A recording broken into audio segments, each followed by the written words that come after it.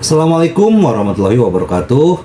Salam sejahtera buat kita semua. Semoga kita semua dalam keadaan sehat jasmani dan rohani, tidak kekurangan satu apapun. Amin ya robbal alamin. Oke, Mimin akan melanjutkan cerita Liontin Giok Naganya. Oke, tanpa berlama-lama, Mimin lanjutkan saja ceritanya. Gas. Bab 2537 sampai bab 2540. Ketika Lin Wan mendengar ini, wajahnya menjadi merah dan panas. Dia membuat kepalan kecil berwarna merah muda dan menghantamkannya ke dada Ye Chong. "Oh, buruk sekali. Apa katamu, nakal?" kata Lin Wan. Ye Chong terkekeh, lalu memegang tangan kecil Lin Wan, tentakelnya sehalus dan sehalus batu giok lembut beraroma hangat. Lalu, Ye Chong membuang senyumnya dan menatap Lin Wan dengan sepasang mata serius. Lin Wan menundukkan kepalanya dengan malu-malu. Matanya yang cerdas berkedip-kedip. Dia sangat pemalu tetapi tidak bisa menahan diri untuk tidak mengangkat kepalanya untuk melihat ke arah Ye Chong. Lin Wan menatap Ye Chong dengan kasih sayang di matanya. Melihat Lin Wan dari jarak yang begitu dekat, kulit halus di wajah cantik Lin Wan, bulu matanya yang panjang, dan bibir merahnya semuanya terlihat jelas. Aroma unik Lin Wan mengalir ke hidung Ye Chong. Saya tidak tahu apakah itu karena dia makan terlalu banyak ginjal. Ye Chong merasa bingung dan misterius untuk sementara waktu, dan tubuhnya terasa sedikit panas. Lalu, Ye Chong mau tidak mau menerkam Lin Wan. Wajah Lin Wan memerah karena malu. Dia merasakan tubuh Ye Chong menekan tubuhnya, dan jantungnya berdebar kencang sejenak. Dia berjuang secara simbolis beberapa kali dan kemudian menyerah. Dan saat Lin Wan merasakan perubahan Ye Chong, tubuhnya juga menjadi sedikit hangat. Ye Chong menunduk, cemberut, dan hendak mencium mulut kecil Ye Chong. Saat ini, tiba-tiba ada ketukan di pintu. "Saudara Ye Chong, apakah kamu tidur? Apakah kamu tidur? Apakah kamu tidur?" Suara Xiao Qi terdengar di luar pintu. Ye Chong dan Lin Wan sama-sama tercengang. Ye Chong juga menjadi tenang dan bangkit dari Lin Wan. Lin Wan tersipu dan duduk dari tempat tidur, merasa sedikit kecewa. Setelah beberapa detik, Lin Wan teringat, "Oh, itu Xiao Qi di depan pintu. Jika dia menabrak kita," kata Lin Wan sambil melihat sekeliling ruangan. Kemudian, dia berlari menuju lemari di rumah. Alhasil, ia begitu cemas hingga lupa kalau kakinya terkilir. Saat ia berdiri dan bergerak, ia hampir terjatuh lagi. "Aduh!" Lin Wan Jiao berteriak dan dengan cepat menutup mulutnya. Ye Chong dengan cepat membantu Lin Wan dan berjalan ke lemari. Tidak ada pakaian di dalam lemari, tetapi karena ini adalah lemari bed and breakfast, maka ruangannya tidak besar. Lin Wan memiliki sosok ramping dan hampir tidak bisa masuk. Saat ini, Xiao Qi di depan pintu sudah tidak sabar. "Saudara Ye Chong, kenapa kamu tidak membuka pintu? Kenapa aku mendengar suara wanita di dalam?" kata Xiao Qi di pintu. "Saat ini, saya mendengar seseorang keluar dari kamar sebelah." "Siapa? Kamu kebangun tengah malam? Kenapa teriak-teriak di sini?" Suara laki-laki jangkung dan berbadan tegap. "Hei, gadis kecil, apakah kamu tidak punya tempat tinggal? Datanglah ke paman. Paman punya tempat tidur yang besar." Nada marah lelaki tua itu segera berubah. Dia mungkin melihat Xiao Qi. Ye Chong menutup pintu lemari dan segera membukanya. "Saya melihat Xiao Qi berdiri di luar pintu dengan mengenakan piyama kartun berwarna putih. Tubuh bagian atas berupa kemeja lengan pendek, dengan gambar panda merah di bagian perut. Tubuh bagian bawah berupa celana pendek longgar, dengan dua kaki panjang terbuka. Tak jauh di belakang Xiao Qi, pintu ruangan lain terbuka. Berdiri di depan pintu adalah seorang pria gemuk berwajah berkilau dan hanya mengenakan celana besar. Ye Chong menyeret Xiao Qi ke dalam rumah dan menutup pintu tanpa memperhatikan tatapan iri pria gendut itu. "Xiao Qi, kamu bangun larut malam, kenapa kamu ada di sini?" Ye Chong bertanya dengan agak bersalah. Xiao Qi mengendus, "Saudara Ye Chong, mengapa rumahmu berbau harum?" Ye Chong dengan cepat menjelaskan, Tidak apa-apa, aku menyemprotkan parfum. Apa? Ini jelas bau seorang gadis, kata Xiaoqi. Ye Chong tersipu dan berkata, ya, aku hanya suka menggunakan parfum perempuan. Mendengar Ye Chong mengatakan ini, Xiaoqi menatap Ye Chong dengan tatapan mesum. Ngomong-ngomong, kakak Ye Chong, kenapa aku baru saja mendengar suara seorang gadis? Xiaoqi bertanya lagi. Ye Chong tersipu dan menyentuh hidungnya. Tidak, tidak, apakah kamu mendengarnya dengan benar? Bagaimana mungkin? Xiaoqi bertanya, aku tidak mungkin salah dengar. Ye Chong dengan cepat berubah pikiran. Topik, oh, kenapa kamu di sini? Apakah hanya untuk menginterogasi saya? Xiaoqi menggelengkan kepalanya. Tidak, saudari Lin Wan hilang. Saya takut sendirian, jadi saya datang untuk mencari Anda. Ternyata bahwa Xiaoqi setelah bangun dari tidurnya, dia tiba-tiba menemukan bahwa Lin Wan hilang. Meski Xiaoqi bukan anak kecil lagi, ia tetap merasa takut saat tidur sendirian di lingkungan asing. Terlebih lagi, Lin Wan menghilang dengan tenang. Xiaoqi bertanya-tanya apakah monster yang bersembunyi di bawah tempat tidurlah yang menangkap Lin Wan. Akibatnya, semakin dia memikirkannya, dia menjadi semakin takut. Jadi dia datang mencari Ye Chong. Setelah Ye Chong mendengar ini, dia tidak tahu apakah harus tertawa atau menangis. Xiaoqi berkata lagi, ngomong-ngomong, saudara Ye Chong, saudari Lin Wan telah menghilang. Ayo kita cari dia secepatnya.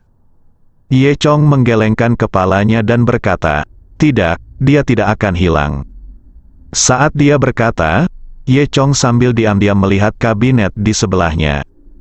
Apakah benar-benar baik-baik saja?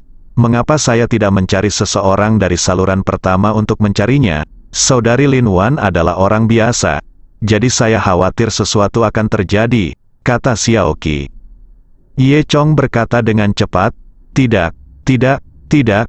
Bagaimana sesuatu bisa terjadi pada orang sebesar dia? Faktanya, dia sangat galak. Jika sesuatu terjadi, itu akan terjadi pada orang lain.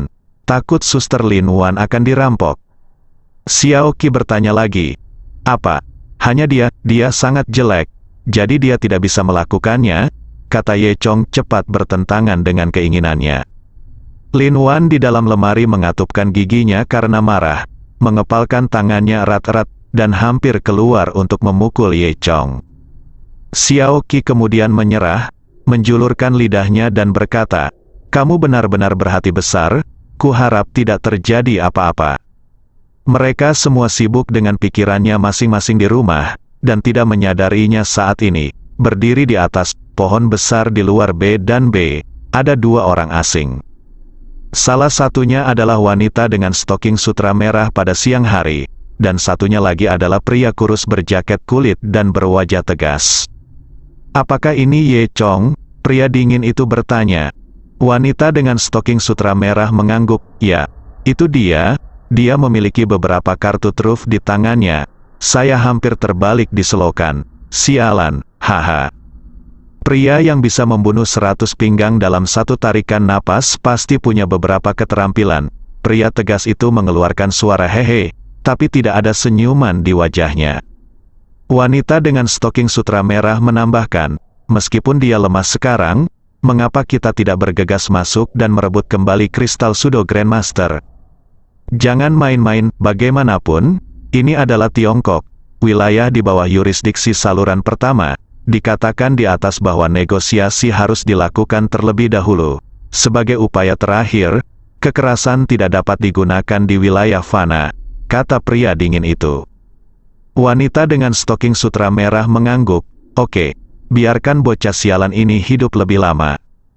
Di dalam kamar, Ye Chong sedang berbicara dengan Xiaoqi, dan tiba-tiba, dia menyadari sesuatu yang aneh. Meski energinya sangat terkuras, persepsi Ye Chong masih sangat kuat. Dia segera berjalan ke jendela, membuka jendela, melihat ke arah pohon besar, dan berteriak, siapa itu? Di manakah sosok-sosok di pohon-pohon besar itu? Wanita dengan stoking sutra merah dan pria galak yang baru saja berbicara sudah lama menghilang. Jika diperhatikan lebih teliti, Anda dapat melihat dahan pohon besar itu sedikit bergetar di malam hari. Tapi suara Ye Chong membuat khawatir yang lain. Saat ini, ada B dan B lain sekitar selusin kamar dari kamar Ye Chong. Wanita yang terbaring di dalam tiba-tiba duduk, lalu meraih selimut di sebelahnya dan segera membungkusnya di sekelilingnya. Segera setelah itu, saya melihat wanita ini melompat dari tempat tidur seperti kelinci yang selalu lincah. Kemudian, dia membungkuk dan berlari ke jendela. Kemudian, dia membuka sedikit tirai untuk melihat apa yang terjadi di luar. Ketika dia menyelesaikan semua tindakan ini, seorang pria yang juga sedang berbaring di tempat tidur duduk. "Apa yang sedang kamu lakukan?" tanya pria itu. Wanita itu menjawab, "Saya baru saja mendengar suara di luar, itu pasti paparazi yang mengikuti ibu saya." "Bagaimana mungkin? Bagaimana bisa paparazi mengikuti saya ke tempat seperti ini?" kata pria itu. Dia menepuk tempat tidur di sebelahnya, "Kemarilah cepat, aku tidak bisa menunggu lebih lama lagi." Wanita itu mengabaikannya dan diam-diam terus mengamati sekeliling melalui celah. "Ini semua tipuan paparazi. Aku sudah terlalu sering melihatnya," bisik wanita itu, terlihat sangat berhati-hati. Pria itu sedikit tidak sabar, "Zhou Qian, kamu gadis kecil, apakah kamu tidak ingin melakukannya lagi? Jika kamu tidak ingin melakukannya, keluar dari sini. Ada gadis yang lebih muda dari kamu yang mengantri." Setelah dimarahi oleh pria itu, dia dipanggil. Wanita Zhou Qian juga ketakutan. Jadi dia harus patuh berjalan ke samping tempat tidur pria itu. Pria itu menunjukkan senyum cabul dan berkata, "Hei, benar." Saat dia mengatakan itu, dia merobek selimut Zhou Qian. Saat ini, jika ada yang melihat Zhou Qian, penyanyi terkenal dan penyanyi generasi baru paling menjanjikan di dunia musik pop, digoda oleh seorang pria, mereka mungkin akan sangat terkejut. Namun, pria ini adalah bos perusahaan hiburan Yingxing, dan Zhou Qian tidak berani menyinggung perasaannya. Xiao Qi juga datang ke jendela dan melihat dalam waktu lama, tetapi tidak melihat sesuatu yang aneh. "Ada apa di sana?" Xiao Qi bertanya dengan rasa ingin tahu, "Apakah itu Suster Lin Wan?" Ye Chong menggelengkan kepalanya, tapi matanya terus menatap kedua cabang yang bergoyang. Orang lain mungkin tidak bisa melihat guncangan sekecil itu, tapi mata Dewa Naga Ye Chong bisa melihatnya dengan jelas. Dia tahu bahwa seseorang pasti sedang mengawasinya sekarang, dan dia sangat kuat. Pengunjungnya tidak baik, Ye Chong sedang berpikir dalam benaknya. Pada saat ini, Xiao Qi menguap, "Au, aku sangat mengantuk. Saudara Ye Chong, aku akan tidur dulu." Ye Chong segera setuju, "Oke, kalau begitu kamu harus kembali ke kamarmu dan tidur cepat." Tanpa diduga, sebelum dia selesai berbicara, Xiao Qi terjatuh di tempat tidur Ye Chong dengan suara pop. "Aku akan tidur di sini, Saudara Ye Chong. Kamu bisa tidur di sofa," kata Xiao Qi dengan linglung. Ye Chong tidak bisa tertawa atau menangis. Dia awalnya mengira Xiao Qi akan kembali ke kamarnya untuk tidur. Lalu Lin Wan bisa keluar, dalam hati Ye Chong. Dia bahkan menantikan pertemuan dengan Lin Wan. Hasilnya kini semuanya sia-sia. Lin Wan merasa tidak nyaman tercekik di dalam lemari. Kakinya sakit dan pinggangnya sakit. Dia hampir mencapai batas kemampuannya.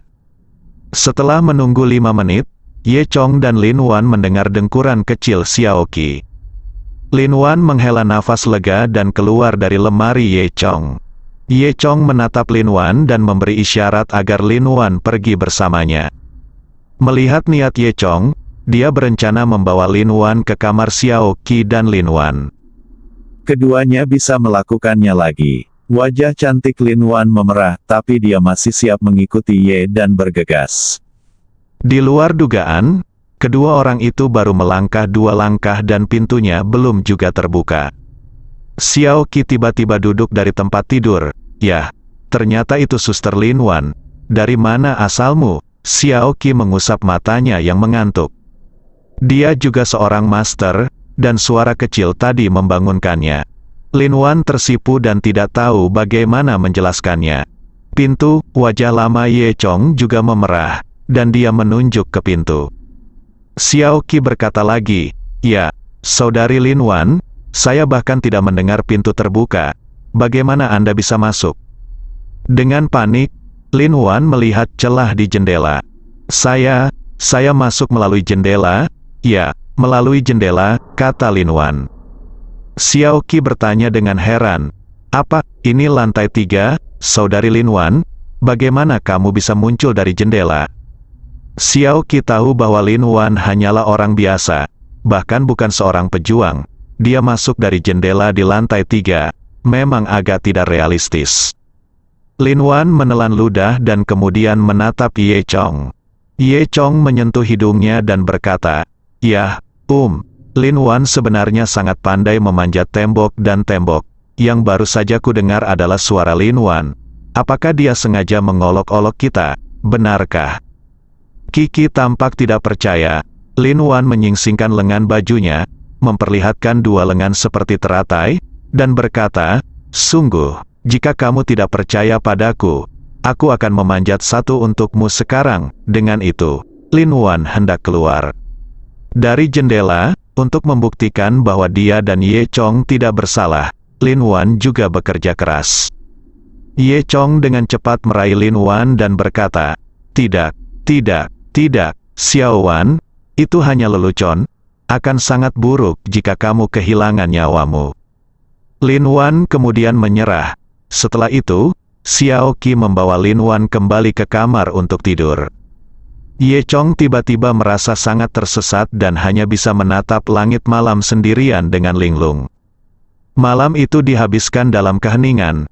Keesokan paginya, helikopter dari saluran pertama tiba. Rencana awalnya adalah Ye Chong menyerahkan kristal Sudo Grandmaster kepada Xiao Qi dan meminta Xiao Qi membawanya kembali ke saluran pertama untuk penelitian. Dia dan Lin Wan berencana untuk kembali ke kota Hong Kong terlebih dahulu. Alhasil, Lin Long mengikuti helikopter tersebut.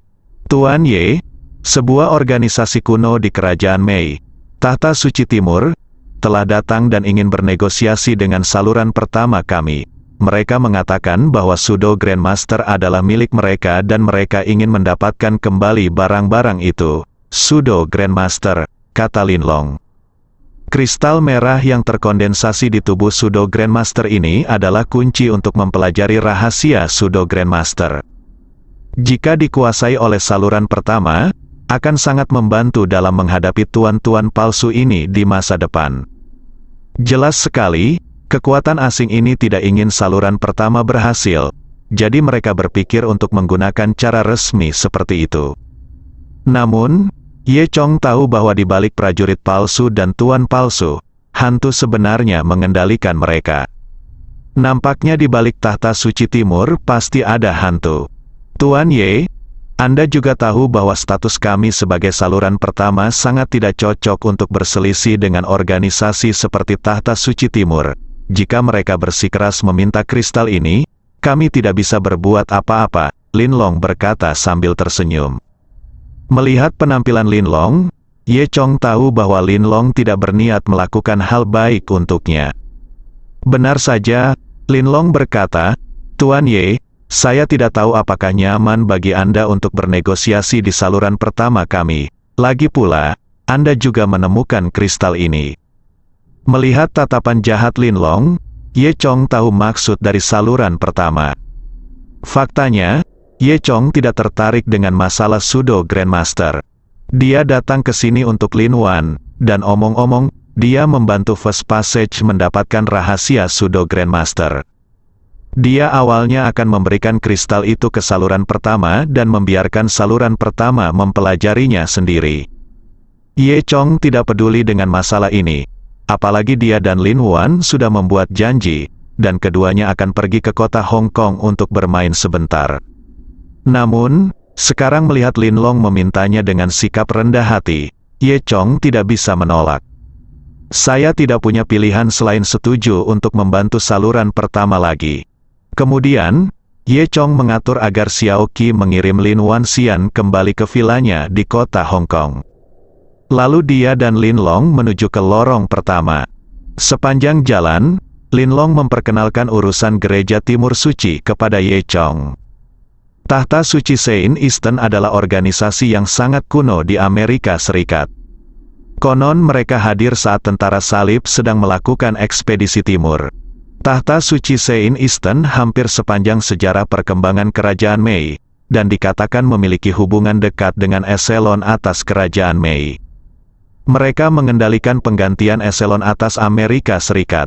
Terlebih lagi, meski di permukaan, Tahta Suci Saint Eastern hanyalah sebuah organisasi keagamaan di hadapan dunia, secara diam-diam, mereka memiliki kekuatan yang sangat dahsyat.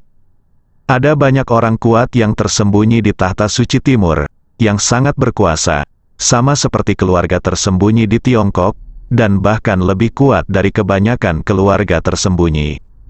Di antara mereka, ada banyak master level SSR, yang setara dengan Dewa Tanah di dunia seni bela diri Tiongkok, bahkan ada orang yang lebih kuat dari level SSR. Linlong melanjutkan, setelah penyelidikan kami, kemungkinan besar Tahta Suci Timur adalah organisasi penting dari Ghost Dao. Mendengar ini, Ye Chong juga menjadi tertarik, tentu saja, ini terkait dengan Ghost Dao. Linlong mengangguk dan melanjutkan. Iya. Dikatakan bahwa banyak orang dari gereja Timur Suci adalah anggota jalan hantu tingkat tinggi, tetapi mereka terlalu misterius. Faktanya, bahkan di saluran pertama, mereka tidak sepenuhnya memahami kekuatan di balik Tahta Suci.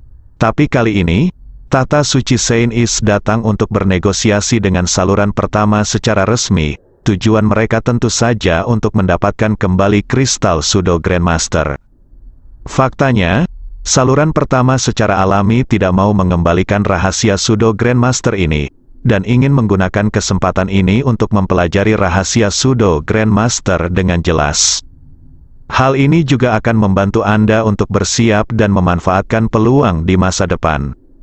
Oleh karena itu, hasil perundingan ini sudah ditentukan. Karena identitasnya, saluran pertama tidak dapat berselisih secara terbuka dengan Tahta Suci Saint Eastern.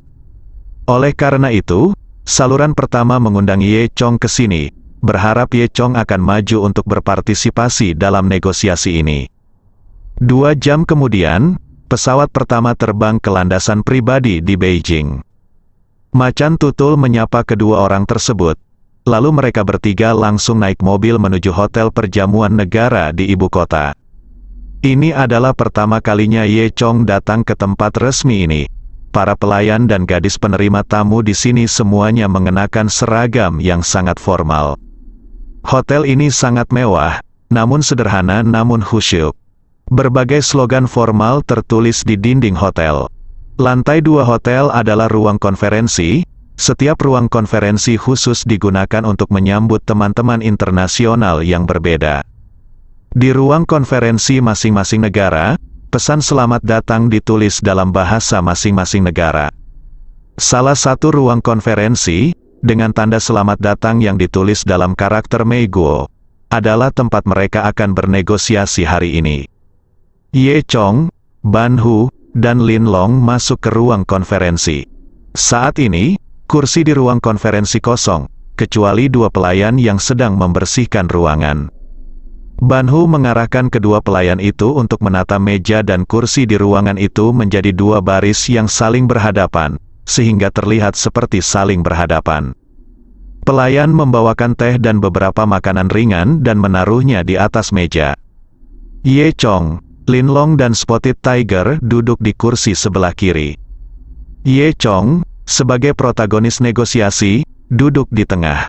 Beberapa menit kemudian, pelayan membawa masuk 3 orang dari luar. 2 pria dan 1 wanita. Wanita itu adalah wanita berambut merah yang bertarung melawan Ye Chong di lembah Senong. Wanita dengan stoking sutra merah tercengang saat melihat bahwa Ye Chong sebenarnya adalah protagonis dari bagian pertama. Segera, wanita dengan stoking sutra merah menunjukkan senyuman menawan. "Adik, aku tidak menyangka itu kamu, Mandarin." Wanita dengan stoking sutra merah itu tidak standar, tapi penuh pesona. Spotted Tiger tersenyum jahat dan diam-diam menyentuh perut Ye Chong, yang artinya, "Baik, Tuan Ye, saya kenal gadis asing yang seksi." Ye Chong mengangkat bahu dan tidak mengatakan apa-apa.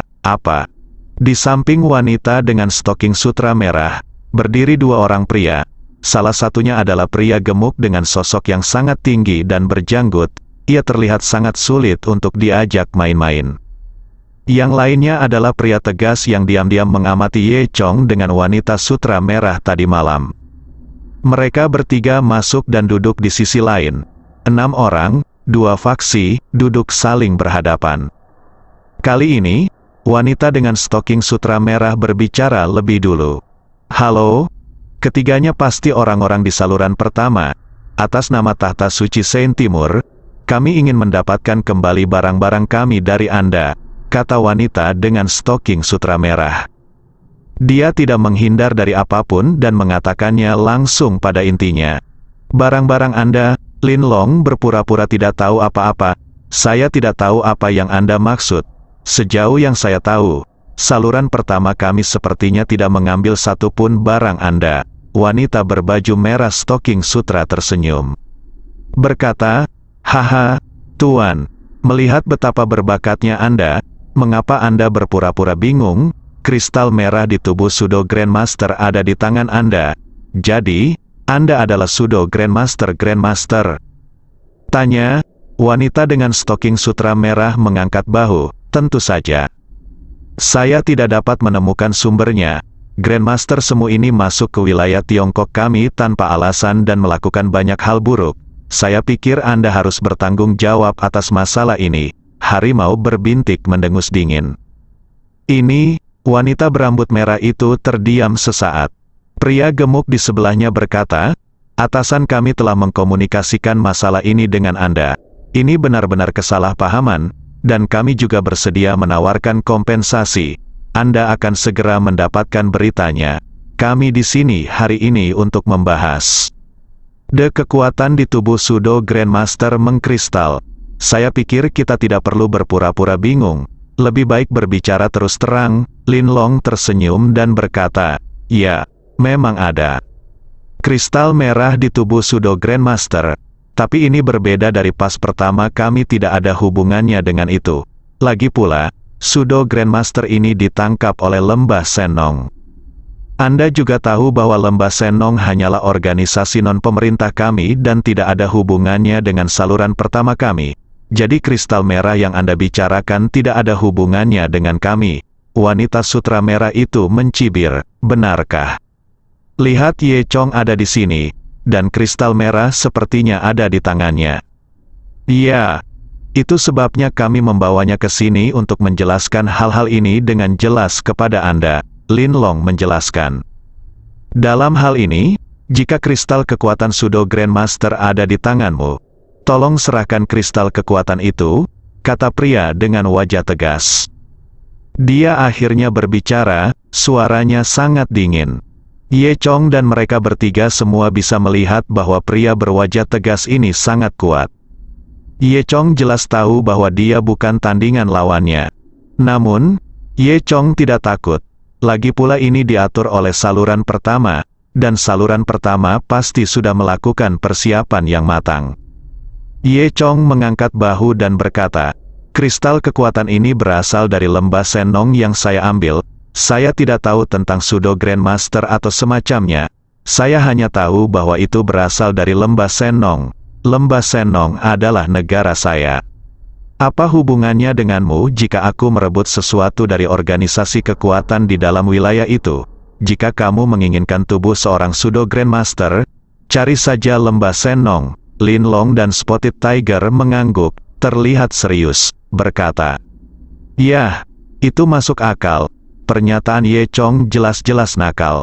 Dan pria dingin itu juga tahu bahwa Ye Chong dan yang lainnya tidak akan menyerahkan barang itu dengan mudah. Namun, biarkan mereka pergi ke Lembah Senong. Betapa tidak tahu malunya orang yang mengatakan hal seperti itu. Sebelumnya, 2 dari 3 orang termasuk wanita sutra merah telah meninggal di Lembah Senong. Guru misterius itu, sejauh ini, setelah dianalisis oleh Tahta Suci Sein Is, kekuatannya bahkan telah melampaui keberadaan tingkat SSR. Bahkan pria dingin ini tidak berani memprovokasi dia. Jika makhluk seperti itu meminta mereka pergi ke lembah Senong untuk meminta sesuatu, bukankah itu hanya meminta kematian? Pria tegas itu melanjutkan, saya meminta Anda untuk tidak bertindak nakal. Anda harus tahu siapa yang menghadapi Anda. Saya, Tata Suci Sein Timur, sudah sangat sopan kepada Anda. Jika Anda melakukan ini lagi, jangan salahkan kami karena bersikap kasar. Benar? Serahkan kristal kekuatan Sudo Grandmaster sekarang. Jika tidak, kamu akan menanggung semua konsekuensinya, kata pria gemuk di sebelahnya. Ye Chong mengangkat bahu dan berkata, saya masih mengatakan apa yang saya katakan.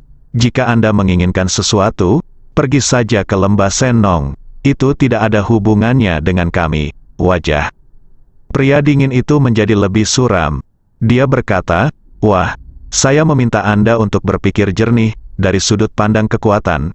Saya dapat memberitahu Anda secara bertanggung jawab bahwa jika Anda tidak menyerahkan barang-barang itu, Anda akan menanggung konsekuensi serius. Pada saat ini, Ye Chong mengoreksi dirinya sendiri. Dia menegakkan tubuh dan berkata, kalian bertiga, aku menganggapmu terlalu baik, dan aku masih bernegosiasi denganmu di sini. Kamu sama sekali tidak layak kamu. Pikir kamu ini siapa? Sekarang, aku juga tahu Anda bertanggung jawab. Anda sekarang saya tidak memiliki kualifikasi apapun untuk memberitahu kami dari sudut pandang kekuatan. Kata-kata seperti itu penuh dengan bubuk mesiu begitu diucapkan. Pria gendut lawan sudah mengepalkan tinjunya dan hendak menyerang kapan saja. Lin Long dan Spotted Tiger di sebelah Ye Chong juga menjadi gugup. Jika pihak lain benar-benar bertarung mati-matian, mereka tidak akan menjadi lawan sama sekali. Apakah kami dapat bertahan di saluran pertama masih menjadi pertanyaan. Dan ini di ibu kota China, kalau terjadi perkelahian, saya tidak tahu seberapa besar dampaknya. Namun, terlihat jelas bahwa pria dingin itu relatif tenang.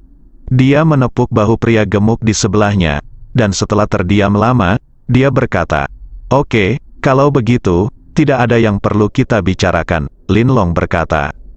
Dari samping, oh, itu benar-benar sayang sekali.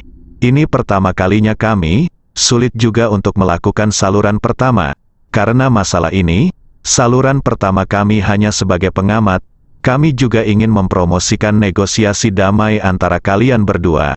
Tetapi tampaknya masih ada tidak berpengaruh. Ye Chong mendapat keuntungan dan berperilaku baik. Ucapannya membuat pria gendut itu mengertakkan gigi karena marah. Semua orang dapat melihat bahwa saluran pertama dan Ye Chong adalah sama. Namun, meski marah, Channel 1 kini sepenuhnya menyalahkannya. Tampaknya tahta suci Sein Eastern tidak mungkin memaksakan saluran pertama melalui cara resmi, dan mereka hanya dapat menemukan cara lain. Pria yang dingin dan tampan itu menyipitkan matanya, menatap Ye Chong, dan berkata sambil tersenyum, kamu sangat berani, tetapi kamu akan membayar harga atas keberanianmu. Setelah mengatakan itu, pria yang dingin dan tampan itu berdiri. Lalu melambaikan tangannya dan membawa pria di sebelahnya bersamanya wanita berstoking merah dan pria gendut itu pergi. Setelah ketiga orang itu pergi, hanya Ye Chong, Spotted Tiger, dan Lin Long yang tersisa di ruang konferensi besar. Ban Hu mengacungkan jempol pada Ye Chong dan berkata, Tuan Ye, Anda sangat berani. Kata-kata itu benar-benar melegakan saya. Benar, Tuan Ye memang orang yang kejam, Lin Long juga memuji. Ye Chong tersenyum dan berkata, oke, berhenti membicarakan hal ini dan panggil semua saudara yang bersembunyi di kegelapan. Ini tengah hari dan saatnya semua orang makan. Saudara apa? Spotted Tiger dan Lin Long bertanya serempak. Ye Chong tertegun dan bertanya, apakah kamu tidak mengatur seseorang untuk berada di sekitarmu? Tidak, hanya kita bertiga, kata Lin Long. Iya, kecuali kita bertiga, tidak ada orang lain, kata macan berbintik juga. Ye Chong tidak bisa berkata-kata. Dia berani berbicara begitu keras sekarang karena dia berpikir saluran pertama sudah siap sepenuhnya di sekelilingnya. Hasilnya, kedua orang ini sampai di saluran pertama. Jika tahta suci Set Timur baru saja melakukan kekerasan, mereka akan berada dalam kesengsaraan. Memikirkan hal ini, Ye Chong tidak tahu apakah harus tertawa atau menangis. Pada saat ini, Ban Hu berkata, "Ngomong-ngomong, Tuan Ye, orang-orang dari gereja Timur Suci ini sangat sulit untuk dihadapi. Saya khawatir mereka akan mentraktir Anda." Ye Chong menggelengkan kepalanya dan berkata, "Itu tidak perlu. Faktanya, Ye Chong tidak membutuhkan perlindungan dari orang lain, dan mereka yang melindunginya mungkin tidak mampu seperti dia. Kecuali Zhao Sanhe datang untuk melindunginya secara pribadi. Meskipun Ye Chong hanya setengah langkah abadi sekarang, dalam hal kekuatan sebenarnya, dia mungkin tidak sekuat 3 ahli tingkat SSR dari Tahta Suci Timur. Namun, Ye Chong yakin dia bisa melarikan diri. Apalagi karena kini sudah menjadi wilayah China, mereka tidak berani bertindak gegabah. Oleh karena itu, Ye Chong juga cukup percaya diri." Spotted Tiger dan Lin Long mengangguk, berpikir itu benar. Lin Long terus memuji, "Tuan Ye, kali ini saya benar-benar ingin berterima kasih kepada Tuan Ye karena telah memberikan kontribusi besar pada saluran pertama saya, ya. Sekarang saluran pertama kami telah memperoleh kristal kekuatan dari Pseudo Grandmaster. Saya percaya bahwa dengan lembaga penelitian kami dapat mempelajari prinsip-prinsipnya dalam waktu kurang dari 3 bulan. Dan pada saat itu guru palsu ini tidak perlu dikhawatirkan lagi," kata Spotted Tiger. "Tidak hanya itu, akan lebih baik lagi jika kita bisa mendapatkan inspirasi darinya, menemukan metode yang lebih baik tanpa efek samping, dan membina sekelompok master," kata Lin Long. Spotted Tiger tersenyum dan berkata, "Haha, apapun yang terjadi, Tuan Ye, kontribusi Anda sangat besar." Lin Long berkata, "Ngomong-ngomong, Tuan Ye, Anda telah memberikan kontribusi yang sangat besar kali ini. Jika Anda memiliki permintaan, saluran pertama kami pasti akan memenuhi permintaan Anda." Ye Chong tersenyum dan berkata, "Kami hanya melakukan sesuatu untuk negara. Jangan khawatir tentang itu." Ban Hu terus memuji, "Tuan Ye benar-benar memiliki perasaan terhadap keluarga dan negaranya, dan mengabdi pada negara dan rakyat. Dia benar-benar teladan bagi generasi kita." Ye Chong sangat senang dengan sanjungan Ban Hu dan Lin Long, dan mereka bertiga tertawa terbahak-bahak. Setelah itu, mereka bertiga duduk di ruang konferensi dan mengobrol sebentar sebelum meninggalkan State Banquet Hotel. Ye Chong memesan penerbangan terdekat dan bersiap untuk kembali ke kota Hong Kong. 1 jam kemudian, mobil penumpang pertama membawa Ye Chong ke bandara. Ye Chong mengucapkan selamat tinggal pada Lin Long dan Spotted Tiger, lalu berjalan ke bandara, bersambung.